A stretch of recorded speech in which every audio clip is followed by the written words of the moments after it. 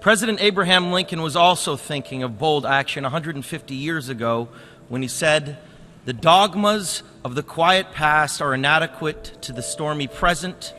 As our case is new, so we must think anew and act anew. We must disenthrall ourselves, and then we shall save our country." He was speaking before the U.S. Congress to confront the defining issue of his time, slavery. Everyone knew it had to end, but no one had the political will to stop it. Remarkably, his words ring as true today when applied to the defining crisis of our time, climate change. As a UN messenger of peace, I have traveled all over the world for the last 2 years documenting how this crisis is changing the natural balance of our planet. I have seen cities like Beijing choked by industrial pollution, ancient boreal forests in Canada that have been clear-cut, and rainforests in Indonesia that have been incinerated. In India, I met farmers whose crops have been literally washed away by historic flooding. In America, I have witnessed unprecedented droughts in California and sea level rise flooding the streets of Miami. In Greenland and in the Arctic, I was astonished to see that ancient glaciers are rapidly disappearing, well ahead of scientific predictions. All that I have seen and learned on my journey has absolutely terrified me.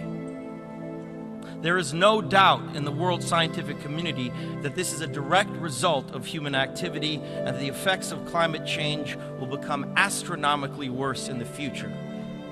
You know that climate change is happening faster than even the most pessimistic of scientists warned us decades ago. It has become a runaway freight train, bringing with it an impending disaster for all living things.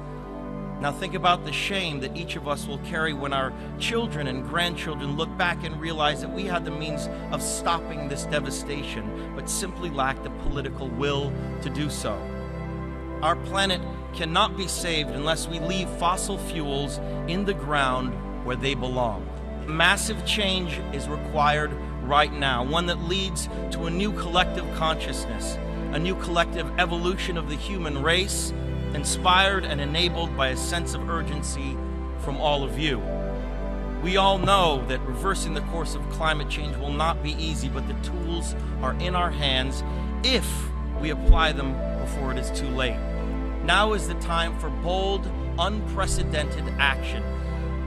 It is time to ask each other, which side of history will you be on? As a citizen of our planet, it is time to declare no more talk, no more excuses, no more 10-year studies, no more allowing the fossil fuel companies to manipulate and dictate the science and policies that affect our future.